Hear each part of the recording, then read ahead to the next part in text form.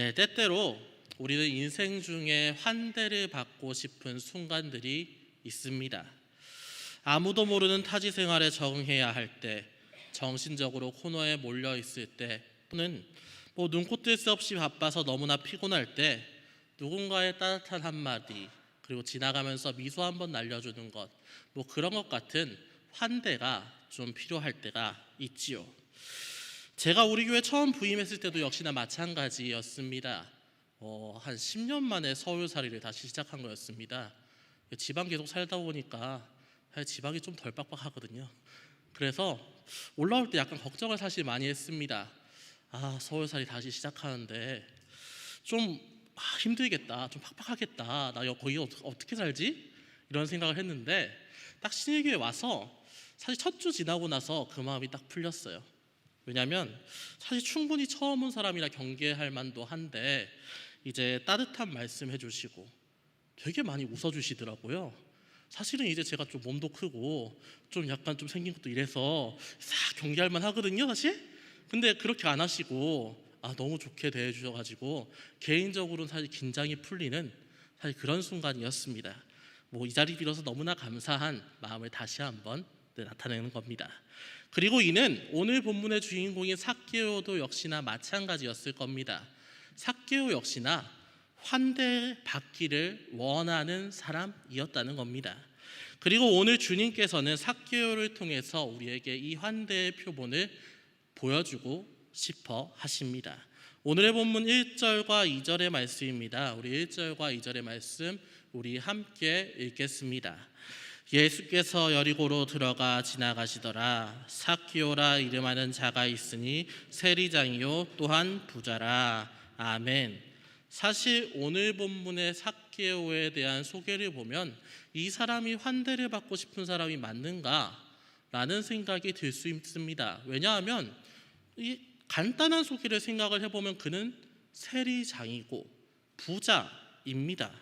세금 걷는 관원들의 장, 나름 사회적으로 지위도 있고 부도 쌓아놨습니다. 그 조건들만 보면 그의 삶은 적어도 남들보다는 훨씬 더 행복해 보입니다. 하지만 전혀 그렇지 않았지요. 물론 얘기했듯이 부자이고 세리장인 것은 남들 보기에는 좋겠지요. 하지만 유대 사회에서는 그는 죄인이었습니다. 왜 죄인입니까? 우리는 이에 대해서 보통 동족들의 고열을 빨아먹어서 부자가 되었다, 그래서 죄인이다 정도로 알고 있습니다. 물론 그렇습니다. 하지만 문제는 삭개오뿐만이 아니라 세리라는 직업 자체가 이런 인식에 처해 있었다는 겁니다. 한번 잘 생각해 보십시오. 세금을 받는 관원이 모든 사람이 다 동족들의 고열을 빨아먹을 정도로 악행을 하는가? 라고 생각하면 아닐 수도 있는 것 아닙니까? 누군가는 그렇게 악행을 하기도 하지만 누군가는 그래도 내가 이 자리에서 정직하게 무언가 해보겠다라고 생각하는 것 아닙니까? 그런데 이 사람 저 사람 관계없이 왜 세리라는 직업은 필요 없고 얘네들은 악행을 저지른 자들이다 라는 이미지를 구축하게 되었을까요? 그걸 알려면 세리라는 직업에 대해서 한번 알아봐야 합니다.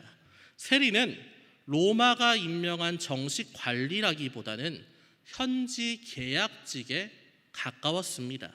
당시 팔레스타인에는 세금을 거두는 정식 관리가 없었습니다. 로마 제국의 광대함 때문에 로마에서 직접적으로 관리를 파견할 수 없었다. 손이 부족해서 그랬던 거지요. 그래서 직접세인 인두세나 토지세 같은 것은 유대의회에 부탁해서 징수를 받았습니다. 그러니까 유대의회의 손을 빌려서 징수받아서 로마에서 또 관리를 했던 것이죠. 그런데 문제는 그 모든 세금을 받기에는 유대의회의 손도 부족했습니다. 특히 간접세인 통행세나 관세나 수입세 이런 것들은 유대의회 관리들의 손을 빌리기도 부족했기 때문에 사설업체에 입찰을 붙였지요. 로마에 가장 많은 돈을 약속한 최고 입찰자가 간접세를 거두는 방식으로 세리가 임명되었습니다.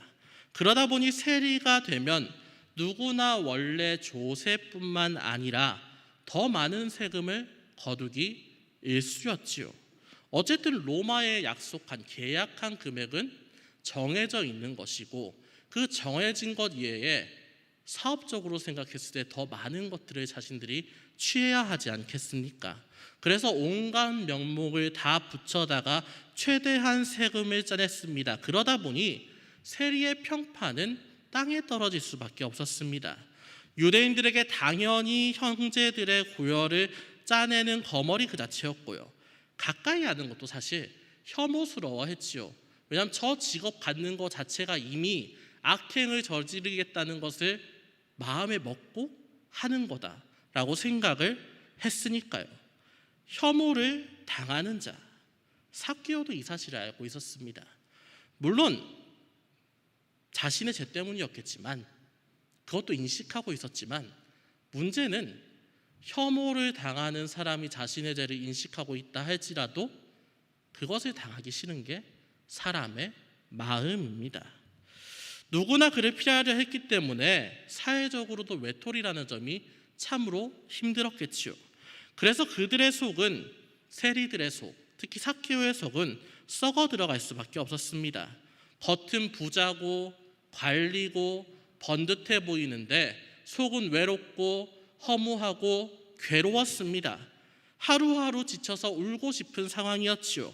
하지만 그렇다고 누구에게 털어놓을 수도 없는 상황이었습니다. 이야기할 것도 없고 만약에나 누구에게 이야기한다고 하면 바로 니네가 그 직업 같아서 그런 거 아니냐, 그 잘못된 직업 바꾸면 될 거 아니냐 라고 비난할 것 아닙니까? 하지만 오늘 본문은 그런 삭개오에게도 한 가지 소망이 생겼음을 알리고 있습니다. 무엇입니까? 3절과 4절의 말씀입니다. 3절과 4절의 말씀 우리 함께 읽겠습니다. 그가 예수께서 어떠한 사람인가 하여 보고자 하되 키가 작고 사람이 많아 할 수 없어 앞으로 달려가서 보기 위하여 돌무화과 나무에 올라가니 이는 예수께서 그리로 지나가시게 되미러라. 아멘. 삭개오는 예수님을 보고 싶었습니다.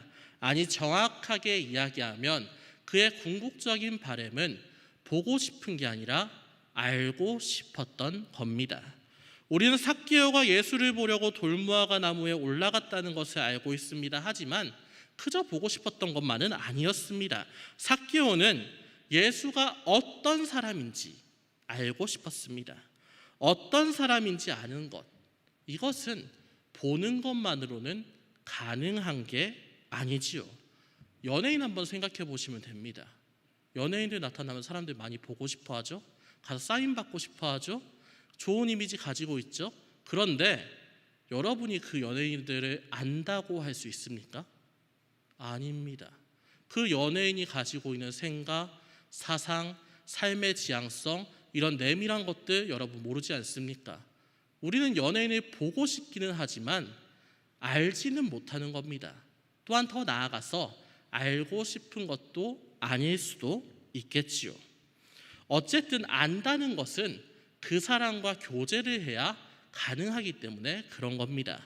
그래서 삭개오는 예수를 그냥 보고 싶은 게 아니라 알고 싶었습니다. 예수님을 만나면 저분과 대화하면 내 속에 허무하고 외롭고 힘든 것들이 해결될 수도 있지 않을까라는 희망을 가지고 있었습니다. 그리고 그 희망은 꽤나 뜨거운 열망이었지요. 왜 뜨거운 열망입니까? 그건 그가 나무에 올라간 것만 봐도 알 수 있습니다. 왜냐하면 나무에 올라가는 건 어쨌든 부끄러운 일이니까요. 수많은 무리들이 있는데 우리 군중들 사이에서 뭔가 튀는 행동하는 거 굉장히 힘들지 않습니까? 수많은 사람들이 예수님 보기 위해서 모여 있습니다. 그런데 멀쩡한 어른이 나무에 올라가서 기행을 하고 있다. 그것만큼 쪽팔리는 게 어디 있습니까? 좀 더 나아가서, 약간 시쳇말을 자꾸 써서 죄송한데 좀 더 나아가서 얘기를 하면 삭개오는 어쨌든 자기가 욕은 먹기는 했지만 세리들의 장입니다.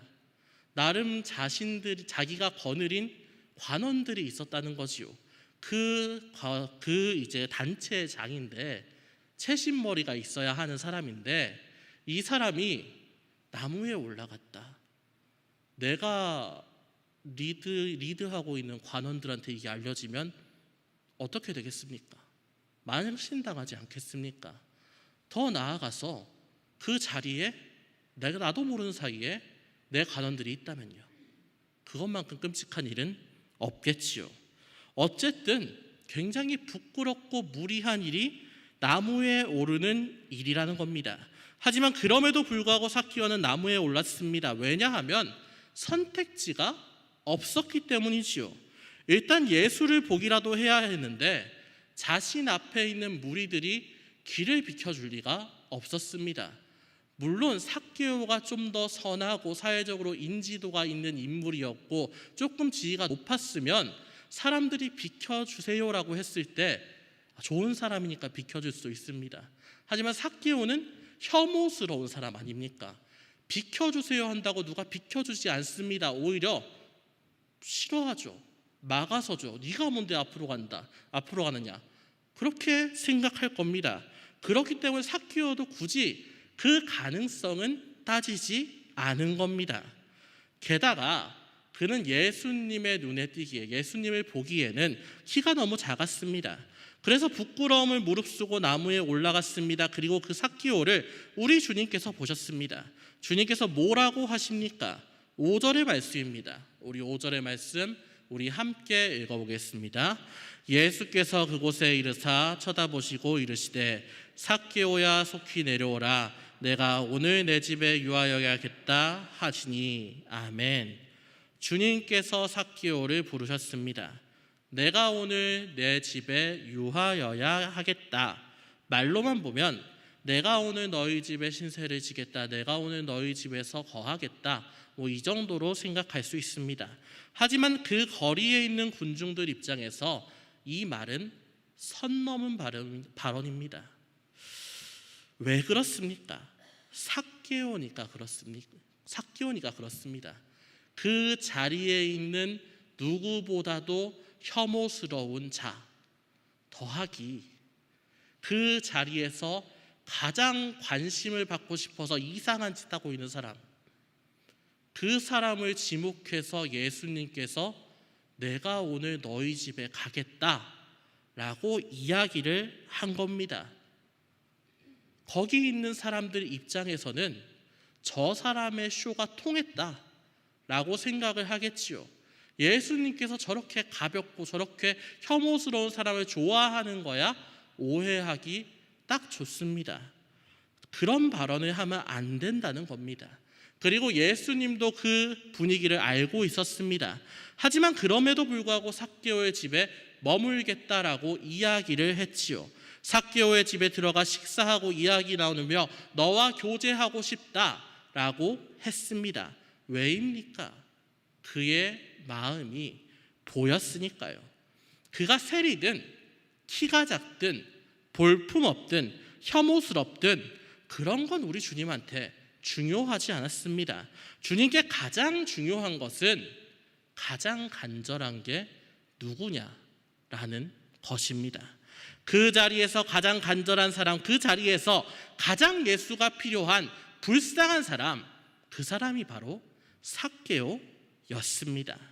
그래서 예수께서 10절에 이렇게 말씀하신 겁니다. 인자가 온 것은 잃어버린 자를 찾으러 온 것이다.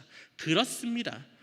주님께서는 가장 올바르니 가장 번듯한 사람, 가장 도덕적인 사람을 찾으러 온 것이 아닙니다. 주님께서 찾으러 온 것은 가장 소외받고 힘들어서 주님을 가장 간절하게 열망하는 사람입니다. 물론 그보다 상황이 안 좋은 사람 있을 수도 있습니다. 고아나 과부나 병자나 거지 등등 삭개오보다 훨씬 더 상황이 안 좋은 사람 있을 수 있겠지요. 하지만 그들은 동정이라도 받지 않습니까? 하지만 삭개오에게는 그 동정조차 허락이 되지 않습니다. 그래서 주님께서 삭개오를 부른 겁니다. 잃은 자 중에 가장 진심이고 가장 소외되고 가장 외로운 그를 불렀습니다. 소외된 자를 부르는 것, 소외된 자에게 나아가는 것, 우리는 이것을 흔히 환대라고 합니다. 환대가 무슨 말입니까? 사전적으로는 손님이나 방문자, 낯선 사람을 기쁘게 맞이하는 행위입니다. 그 사람의 신분, 직업, 사회적 인식이 어찌 되었든 상관없이 어쨌든 기쁘게 맞아주는 것, 그것이 바로 환대입니다. 그리고 이 환대의 개념은 우리가 살고 있는 포스트 모던 시대의 핵심 윤리이기도 합니다. 고아든 과부든 병자든 거지든 죄인이든 상관없이 사람이라면 모두 다 사랑받을 자격이 있다. 그렇기에 우리는 조건 없이 사랑을 베풀고 기쁘게 맞아줘야 한다. 이게 환대의 윤리입니다. 하지만 이 환대의 윤리를 실천하는 것은 매우 어렵습니다. 실제로 포스트 모더니즘의 대표적인 철학자인 자크 데리다는 이 환대에 대해 불가능한 것에 대한 열망, 열정이라고 이야기를 합니다. 불가능하지만 열정을 가지고 실천해내야 하는 것이라고 이야기한 겁니다. 왜 불가능한 겁니까? 현실에서 실현되기 어려우니까요. 조건 없이 무조건적으로 하는 사랑, 여러분 할 수 있습니까? 그거 현실에서 하는 사람 얼마나 있습니까? 모두가 자격 보고 조건 따져가면서 사람 재가면서 누구는 환영하고 누구는 혐오하고 누구는 적당히 거리 두고 이러는 사회에서 그렇게 하는 사람, 무조건적으로 사랑하는 사람이 얼마나 있단 말입니까? 없는 게 당연합니다. 하지만 우리는 이 20세기 포스트 모더니즘 철학자들이 하는 이 말한 환대의 윤리를 이미 알고 있지요. 그게 무엇입니까? 여러분 맨날 듣는 말씀에 나오지 않습니까? 바로 예수 그리스도의 삶입니다. 사실 저 철학자들이 말하는 환대는 예수 그리스도의 삶을 모티브로 삼았습니다. 2000년 전 죄인과 세리와 창기들과 함께 나누었던 예수님의 식탁교제, 그게 현대 철학자들이 그렇게도 필요하다고 외치는 환대의 핵심입니다. 그래서 우리는 이미 환대를 알고 있는 사람들입니다. 아니, 체험을 했지요. 언제 체험을 했습니까? 우리 주님께서 죄인인 나를 불러주지 않으셨습니까? 우리 주님께서 너무 괴롭고 힘들고 외로웠던 나를 불러줘서 인격적으로 만나지 않았습니까? 그리고 그 어떤 사랑보다 더 큰 사랑을 우리 주님 때문에 체험했지요. 세상 어디에도 말하지 못할 죄의 문제, 외로움의 문제, 허무함의 문제, 그 문제들 우리 주님 만났을 때 풀렸던 그 기적, 여러분은 겪어서 지금 이 자리에 있는 것 아니십니까? 그래서 우리는 삭개오랑 다를 바가 없습니다. 나에게 피해를 입힌 원수, 절대로 상종하지 못할 인간 말종, 차마 이해가 안 되는 정신병자, 사회적으로 합의된 혐오를 받아도 되는 사람들, 그들이나 우리나 다를 바 없는 환대해 줘야 할, 환대받아야 할 삭개오일 뿐이라는 겁니다. 그렇다면 우리도 환대를 해야 하지 않겠습니까? 환대가 데리다의 말처럼 불가능한 열정이라 할지라도 차마 인간적으로 생각을 했을 때 이것은 할 수 없는 것이라 생각을 할지라도 때로는 내가 그렇게 사랑 좀 실천하려고 했을 때 세상 사람들이 멍청하게 저 사람을 왜 사랑하느냐, 왜 저 사람을 맞아주느냐, 그러지 말라고 이야기할지라도 누군가는, 적어도 주님의 사랑을 받은 누군가는 우리는 환대를 해줘야 하지 않겠습니까? 사랑하는 신의 성도들이 불가능을 가능으로 만드는 그리스도인 되시기를 바랍니다. 내가 어렵고 힘들고 소외되었을 때 나를 잡아준 주님을 기억하면서 나도 그 주님의 사랑을 만분지 일이나마 갚아내겠다는 다짐하시는 여러분 되시기를 주님의 이름으로 소망합니다. 우리 다음 본문 7절에서 9절의 말씀입니다. 7절에서 9절의 말씀 우리 함께 읽겠습니다. 뭇 사람이 보고 수군거려 이르되 저가 죄인의 집에 유하러 들어갔도다 하더라. 삭개오가 서서 주께 여짜오되 주여 보시옵소서, 내 소유의 절반을 가난한 자들에게 주겠사오며 만일 누구의 것을 속여 빼앗은 일이 있으면 내 갑절이나 갚겠나이다. 예수께서 이르시되 오늘 구원이 이 집에 이르렀으니 이 사람도 아브라함의 자손이미로다. 아멘. 이제 본문은 환대받은 이의 변화를 보여줍니다. 예수님께 환대받은 삭개오의 반응은 어떠했습니까? 그는 주님께 이렇게 다짐을 합니다. 8절 내용입니다. 주님, 내가 약속합니다. 제 소유의 절반을 가난한 자들에게 나눠주겠습니다. 그리고 만약 제가 누군가를 속여서 빼앗은 일이 있다면 4배로 갚아내겠습니다. 대부분 이 다짐을 듣는 사람들이 삭개오가 변했다, 예수님 만나서 변했다, 회개했구나, 딱 이 정도로 생각을 합니다. 하지만 우리가 보아야 할 것은 이 회개했다, 변화했다일지도 모르겠지만 그 전에 있는 삭개오의 다짐, 이 다짐의 방향성입니다. 사실 본문의 상황을 생각해 볼 때 그가 해야 하는 다짐은 내 소유를 나눠주겠습니다가 아닙니다. 본문의 상황이 어떠했습니까? 주님께서 삭개오의 집에 방문했을 때 그 뒤를 따르던 수많은 군중들이 수군거리고 있었습니다. 예수께서는 왜 저 혐오스러운 자와 식사를 하는가? 라고 수군거렸지요. 삭개오 입장에서 생각했을 때는 상당히 거슬리는 이야기입니다. 그리고 자기 때문에 예수님께서 혹시나 안 좋은 평가를 받으시지 않을까 걱정도 해야 했습니다. 물론 매일 입는 혐오지만 이 귀한 자리에 그런 혐오가 있으면 안 된다라고 생각했을 수 있습니다. 그래서 만약에 삭개오가 군중의 수군거림을 가라앉히는데 집중을 했다면 이렇게 다짐을 했어야 합니다. 주님, 저는 앞으로 유대인 중에 유대인이 되기 위해서 노력을 하겠습니다. 율법을 잘 지키고 금식과 기도를 열심히 하며 11조도 잘 내고 되도록 빠른 시일 내에 다른 직업을 찾아보도록 하겠습니다. 라고요. 왜 이렇게 얘기를 해야 했을까요? 그게 사회적 시선을 바로잡는 최선의 방법이었으니까요. 나는 그동안 혐오스러운 사람이었다, 잘못 살았다, 하지만 사회적으로 이제 정상이 되겠다, 이게 군중이 가장 바라는 대답이었습니다. 그런데 삭개오는 그러지 않았습니다. 왜 그랬습니까? 군중이 보이지 않아서 그랬습니다. 사회적인 혐오를 벗어내는 게 가장 중요했는데 그 중요한 것 보지 않고, 세상적으로 중요한 것을 보지 않고 지금 내 앞에 있는 그분, 나를 환대해주고 나를 사람으로서 대접해 주신 분, 예수 그리스도만이 그의 눈에 보였습니다.